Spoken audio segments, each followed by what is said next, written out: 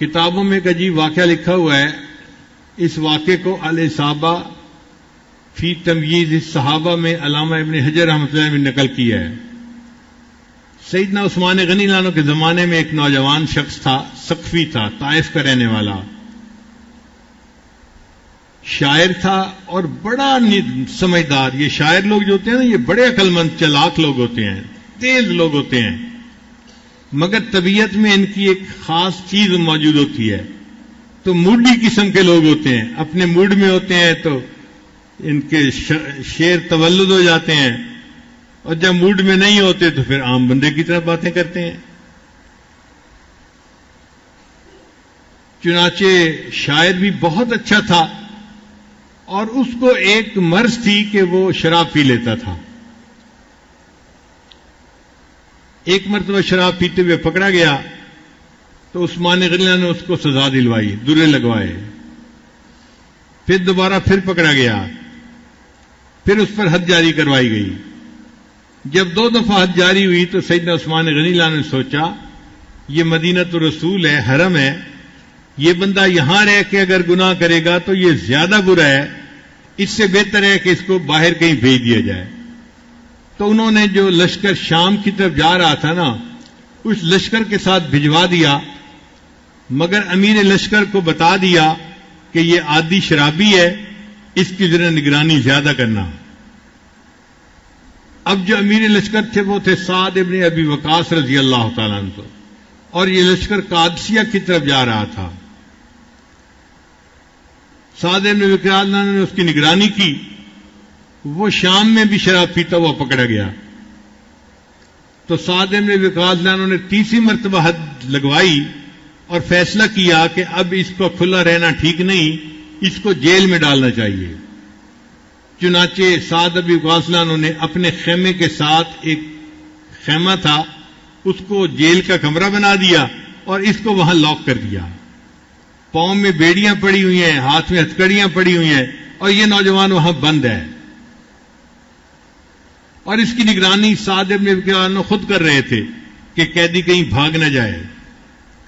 اللہ کی شان کے ادھر سے مسلمانوں نے جہاد شروع کر دیا. مسلمانوں کے مقابلے میں رستم آیا. رستم کے پاس 3 لاکھ فوج تھی اور مسلمانوں کی کل تعداد 30,000 تھی. اب آپ بتائیں 3 لاکھ کے مقابلے میں 30,000 تو نظر ہی نہیں آتے کہاں کھڑے ہیں. اور یہ جنگ 9 دن رہی.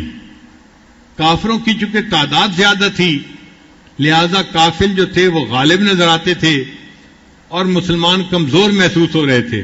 چونکہ جہاں ایک مسلمان ہوتا تھا، ایک مسلمان کو 30 کافروں نے گھیرا ہوا ہوتا تھا. تو مسلمان بھی شہید ہو رہے تھے، کثرت کی وجہ سے تھک جاتے تھے. اب 2-3 دن کے بعد خبر عام ہونی شروع ہو گئی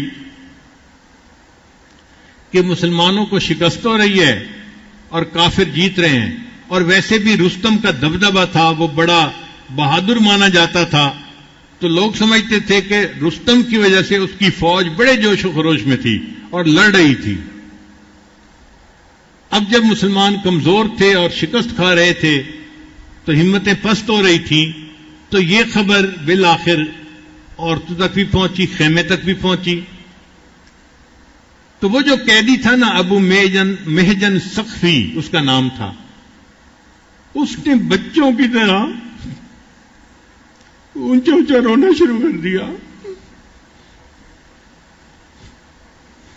جیسے کوئی بچہ رو رہا ہوتا ہے اس طرح اونچا اونچا.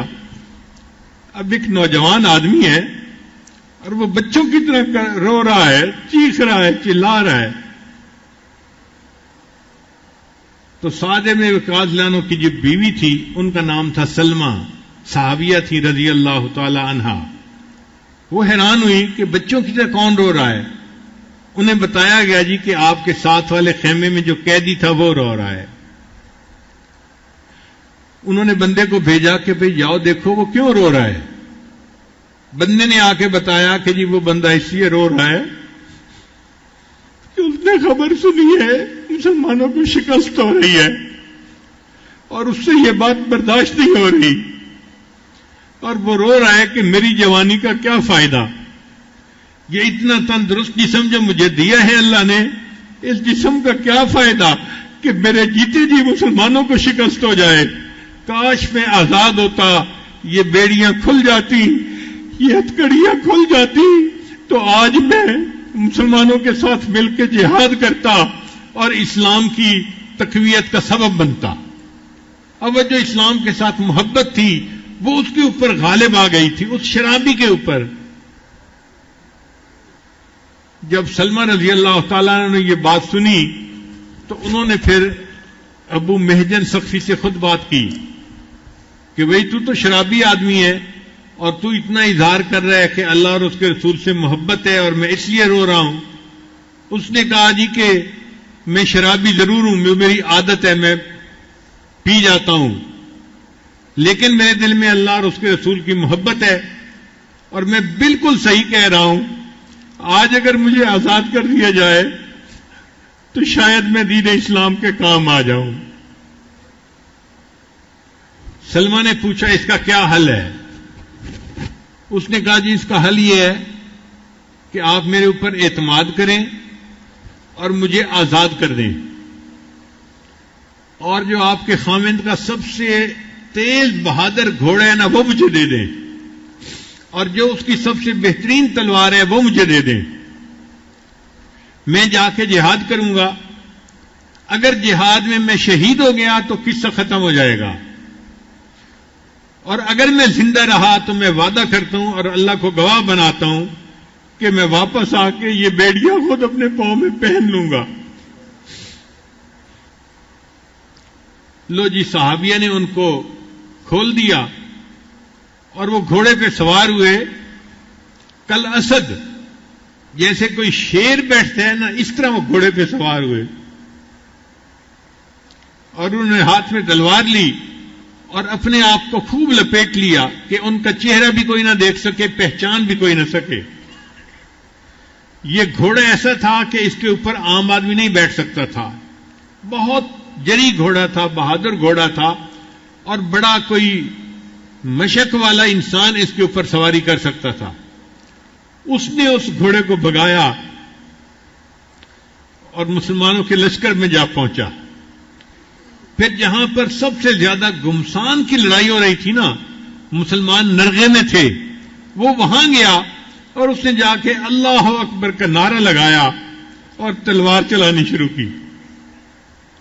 اب وہ اتنا مشاق تھا، اتنا وہ یعنی بہادر تھا کہ اس نے تو مولی گاجر کی طرح دشمن کو کتر دیا، دشمن کی صفوں پہ اس کا خوف بیٹھ گیا۔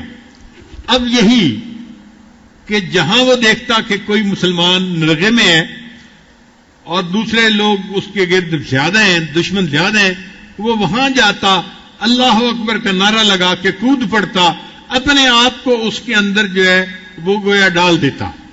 مگر اتنا وہ تلوار باز تھا کہ اس کی تلوار سے دشمن قتل ہوتے اور دشمن بھاگ کھڑے ہوتے، حتیٰ کہ رستم تک کے دل میں اس کا رعب بیٹھ گیا۔ اب جب اس کا رعب بیٹھ گیا تو کافروں نے پست ہونا شروع کر دیا اور مسلمانوں کا جوش خروش اور بڑھ گیا۔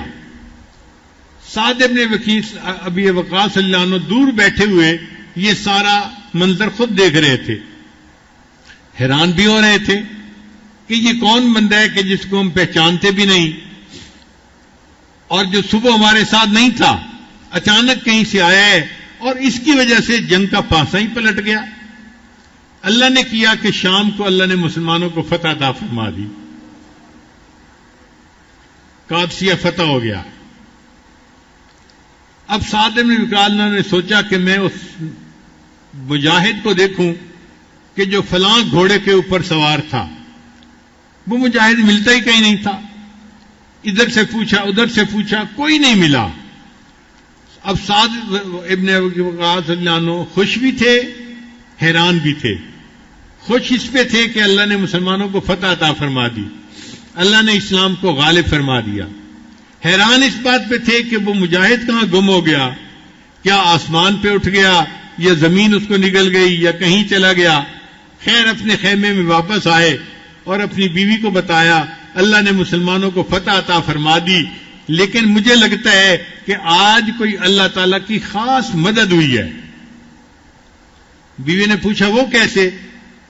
انہوں نے کہا کہ ایک لگتا ہے کوئی فرشتہ اللہ نے بھیجا تھا، اس کو ہم پہچانتے نہیں تھے، اور اس نے تو سواری کی ہوئی تھی میرے گھوڑے کے اوپر، اور ایسے لگتا تھا کہ میری تلوار اس کے ہاتھ میں ہے، اور وہ اتنا بے جگری سے لڑ رہا تھا، اس ایک بندے کی وجہ سے اللہ نے اسلام کو فتح عطا فرما دی۔